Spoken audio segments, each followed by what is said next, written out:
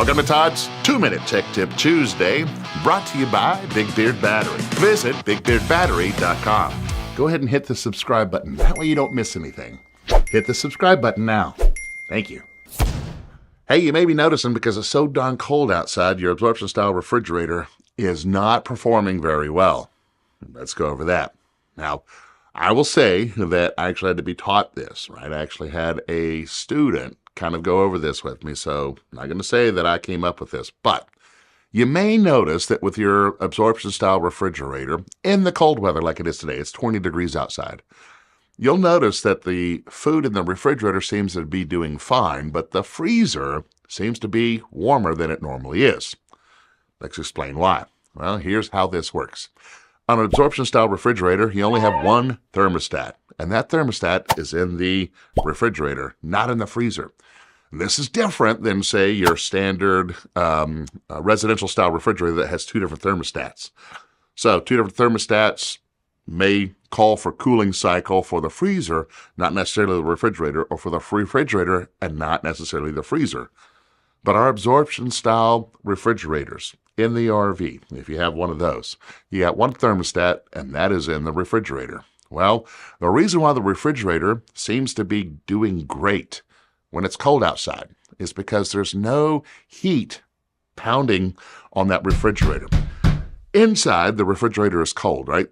The temperature inside the refrigerator is cold. The reason why your refrigerator cycles, turns on and turns on over time, is because outside heat's running to cold, warms it back up so it turns back on. If the temperature outside is 20 degrees and the temperature inside the refrigerator is, say, 34 degrees, then the temperature inside the refrigerator is completely happy. But let's talk about the freezer. The freezer is dependent upon the refrigerator. The freezer needs to be at 10 degrees, 5 degrees, maybe 0 degrees. And it's dependent on the refrigerator cycling.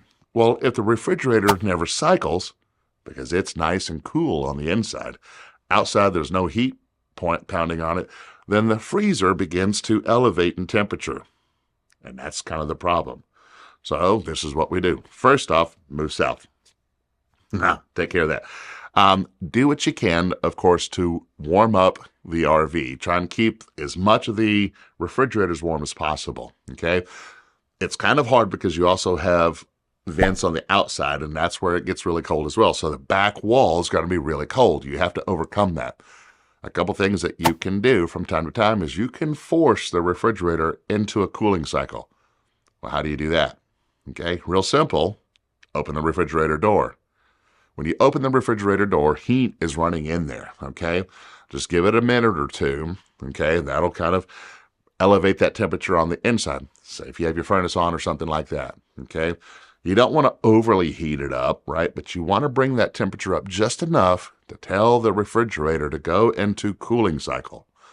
Now, the problem is, I know that if you're standing there, in a particular spot and it's cool for weeks, man, that seems like a difficult thing, right? Because you're always having to do that. We have to apply heat to the refrigerator, around the refrigerator. And the problem is it's in the wall, okay? One thing that you can do during super cold temperatures is to cut back on the venting, right? Some of that area. Now, you can't cut it all off. Listen to me when I say that. You can't cut it all off. It needs airflow. But if we can limit that some, right? Try and keep those coils a little bit warmer, that will help out, right? It's really not a great situation. You just learned that. Now, one thing you can also do is have an ice chest. Keep more food in the freezer, frozen hard as much as possible. That will help prolong it from elevating in temperature.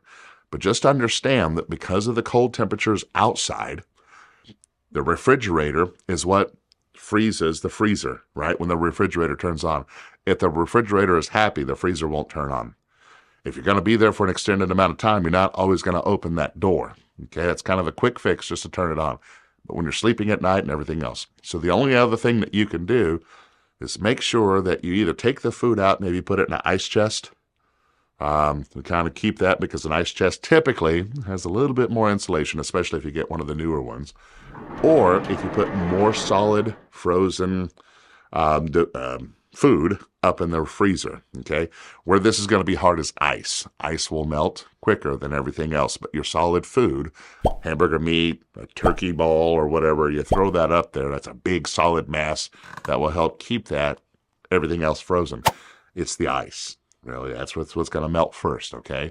Ice cream, okay? Now, if you're sticking ice cream in the freezer, I'm going to call you a quitter, right? If it's cold outside, you see the ice cream's getting all, melted, freaking eat it, okay?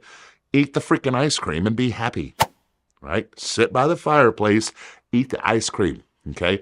Let all the solid food stay solid, right? You may not have ice. That's really what you can do for a long-term situation.